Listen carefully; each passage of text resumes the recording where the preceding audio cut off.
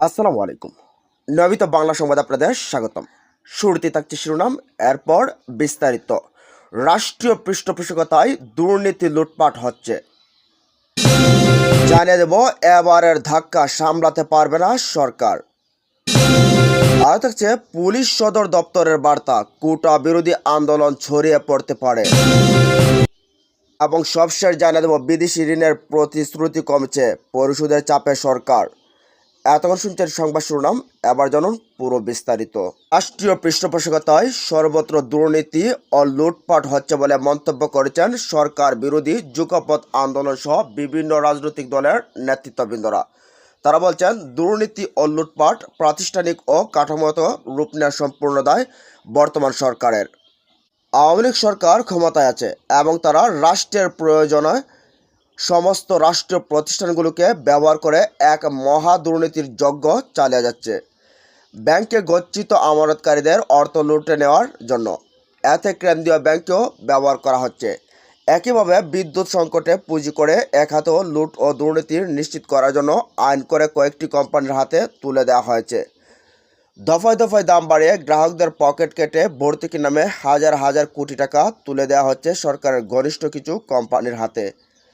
তাদের সুরক্ষা দেওয়ার জন্য দায়মুক্তি আইন পর্যন্ত করা হয়েছে। তারা বলা হচ্ছে বেনজির বা আজিজ দুর্নীতির দায় প্রতিষ্ঠান কিংবা ওই বিভাগ নেবে না, কিন্তু সরকারের অবৈধ ক্ষমতা টিকিয়ে রাখার জন্য আজিজ বেনজিরের স্বেচ্ছাচারিতার ব্ল্যাঙ্ক চেক দেওয়া হয়েছে। এদের নেতৃত্বে জবাবের রাষ্ট্রীয় বাহিনীকে ব্যবহার করা হয়েছে, তাতে পুরো বাহিনী অকার্যকর হয়ে পড়েছে। একইভাবে এই প্রতিষ্ঠানগুলো মানুষের সাংবিধানিক অধিকার, মানবাধিকার, ভোটের অধিকার হরণ করে দেশকে একটি অকার্যকর ব্যর্থ রাষ্ট্রের দিকে নিয়ে যাচ্ছে। বক্তারা আরও বলেন, সরকার গণমাধ্যমকে চমক দেওয়ার জন্য এবং জনগণের সামনে আই ওয়াশ হিসেবে কিছু দুর্নীতির বিচারের মহড়া দিচ্ছে। হাতে গোনা সরকারের সুবিধা অনুযায়ী কিছু দুর্নীতির বিচার প্রক্রিয়া চলছে। এই বিচার প্রক্রিয়া কতদিন টিকে থাকবে সেটা নিয়েও মানুষের মধ্যে সংশয় আছে, কেননা দুর্নীতিবাদ, মাফিয়া ও ডাকাতদের আশ্রয়স্থল হচ্ছে আওয়ামী লীগ। এদের সহযোগিতা নিয়ে সরকার বিনা ভোটে ক্ষমতায় টিকে আছে। নেতৃত্ববৃন্দ বলেন, দুর্নীতিকে রাষ্ট্রের প্রাতিষ্ঠানিক কাঠামো হিসেবে তৈরি করার দায় দল হিসেবে আওয়ামী লীগকে নিতে হবে এবং দলের সভাপতি হিসেবে শেখ হাসিনাকে নিতে হবে। বর্তমান সরকার ভূ রাজনৈতিকভাবে এবং বাণিজ্যিকভাবে ভারতের স্বার্থে ব্যবহৃত হচ্ছে। ভারতের পছন্দ অনুযায়ী এমপি নির্বাচিত হয়েছে, ভারতের চাহিদা অনুযায়ী মন্ত্রী পরিষদ ও সরকার গঠিত হয়েছে। এখন ভারতের অনুমতি নিয়ে প্রধানমন্ত্রীকে চীন সফরে যেতে হচ্ছে। নতজন পররাষ্ট্রনীতির কারণে বাংলাদেশ এখন ভারত ও চীনের রশি টানাটানির মধ্যে পড়েছে। দেশের সার্বভৌমত্ব ও আত্মমর্যাদা রক্ষা করতে হলে নতজন বিনাশ ভুটান সরকারকে বিদায় করতে হবে। এজন্য সকল রাজনৈতিক দল ও গণতান্ত্রিক শক্তির ঐক্য ও সংগ্রাম গড়ে তুলতে হবে। এদিকে এবারের ধাক্কা সামলাতে পারবে না সরকার। বিএনপির জাতীয় স্থায়ী কমিটির সদস্য আমির খসরু মাহমুদ চৌধুরী বলছেন, নির্বাচনের আগে আন্দোলনের জনগণ ও নেতাকর্মীরা যত না শক্তিশালী ছিল, আজকে আমরা তার চেয়ে বেশি শক্তিশালী। এবারের ধাক্কা সামলাতে পারবে না। চোরের 10 দিন, গৃহস্থের 1 দিন, সেই দিন চলে এসেছে। আজকে যে দুর্নীতি সবাইকে ঐক্যবদ্ধভাবে হাতে হাত কাঁধ মিলিয়ে শেখ হাসিনার রেজিমকে পরাজিত করতে হবে। চট্টগ্রাম মহানগর উত্তর ও দক্ষিণ জেলা বিএনপির যৌথ সমাবেশে আয়োজন করে। এই সমাবেশে কথা বলেন খসরু। যারা সরকারের পক্ষে কাজ করছে তাদের কিছু সংবাদপত্র আছে, বুদ্ধিজীবী আছে, তারা কি বলছে জানেন? এই 28শে ডিসেম্বর ঢাকাতে আমাদের বিশাল জনসভা। সেই জনসভায় গুলি মেরে, গ্রেনেড মেরে, টিয়ার গ্যাস মেরে 20 থেকে 30 লাখ মানুষের সভা তারা সেদিন বন্ধ করে দিয়েছে। অনেকে বলে, আন্দোলন কি আবার তাহলে নতুন করে শুরু হবে? না, আন্দোলন চলমান আছে। তিনি আরও বলেন, আমি একটা কথা বলতে চাই, অন্যায় যখন আইনে পরিণত হয়, প্রতিরোধ তখন অপরিহার্য।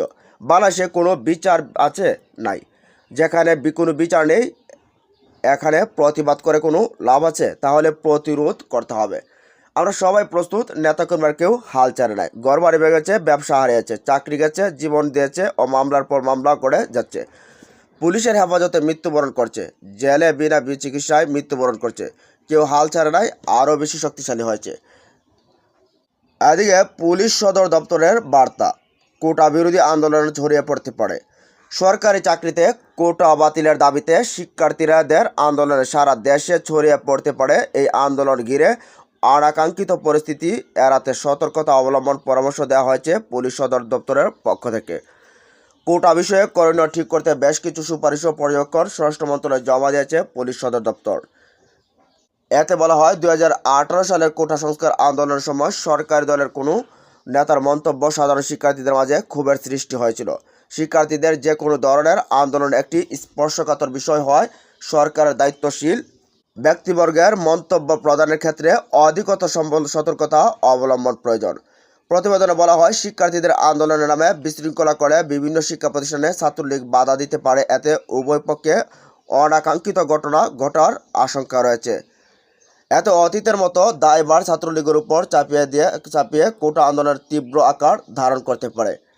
প্রতিবেদনে পুলিশ হিসেবে বলা হয়, ঢাকা বিশ্ববিদ্যালয় ক্যাম্পাস ও সন্নিহিত এলাকা, জগন্নাথ বিশ্ববিদ্যালয়, জাহাঙ্গীরনগর বিশ্ববিদ্যালয়, চট্টগ্রাম বিশ্ববিদ্যালয়, রাজশাহী বিশ্ববিদ্যালয় সহ দেশের বড় বড় শিক্ষা প্রতিষ্ঠান নিরাপত্তামূলক ব্যবস্থা গ্রহণ এবং গোয়েন্দা নজরদারি বৃদ্ধি করা, সরকার বিরোধী চক্রান্ত ও স্বার্থান্বেষী মহল যাতে শিক্ষার্থীদের আন্দোলনকে ভিন্ন খাতে প্রভাবিত করতে না পারে সে ব্যাপারে সতর্কতা বাড়ানো।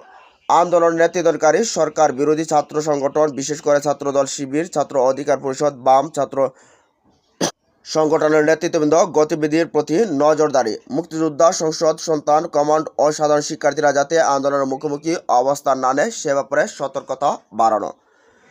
শিক্ষার্থীদের চলমান আন্দোলনের ব্যাপারে ছাত্রলীগ নেতাকর্মীদের সতর্ক অবস্থান নিশ্চিত করা এবং অনাকাঙ্ক্ষিত ঘটনায় না জড়ানোর জন্য নির্দেশনা প্রদান করা।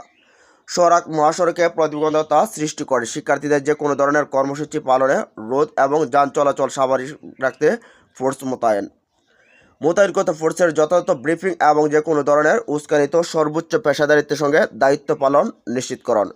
শিক্ষার্থীদের আন্দোলনে বহিরাগতদের অনুপ্রবেশ রোধে নজরদারি বাড়ানো। সামাজিক যোগাযোগ মাধ্যমে অপপ্রচার ও গুজব রোধে সাইবার পেট্রোলিং জোরদার এবং সব গোয়েন্দা সংস্থার নজরদারি বাড়ানো।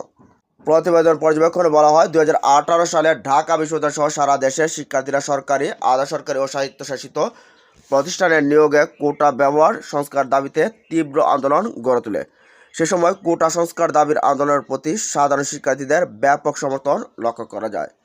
বর্তমান প্রেক্ষাপটে এই আন্দোলন স্বল্প সংখ্যক শিক্ষার্থীর অংশগ্রহণ লক্ষ্য করা গেলেও যথাযথ পদক্ষেপ গৃহীত না হলে সময়ের সঙ্গে সঙ্গে আন্দোলন শিক্ষার্থীদের সম্পৃক্ততা বৃদ্ধি পেতে পারে। ফলে এই আন্দোলন সারা দেশের সকল বিশ্ববিদ্যালয়, বড় বড় প্রতিষ্ঠানগুলোতেও ছড়িয়ে পড়তে পারে। ঢাকা বিশ্ববিদ্যালয়ে আন্দোলনরত শিক্ষার্থীদের সঙ্গে বুয়েট, ঢাকা মেডিকেল কলেজ, শেরেবাংলা কৃষি বিশ্ববিদ্যালয়, ঢাকা কলেজ সহ ঢাকার বড় বড় প্রতিষ্ঠান শিক্ষার্থীরা যোগ দিলে তারা শাহবাগ, নীলক্ষেত, কাঁটাবন, সায়েন্স ল্যাব মোড়, জাতীয় প্রেস ক্লাব, মৎস্য ভবন ইত্যাদি এলাকায় রাস্তা অবরোধ করে বিক্ষোভ প্রদর্শন করতে পারে।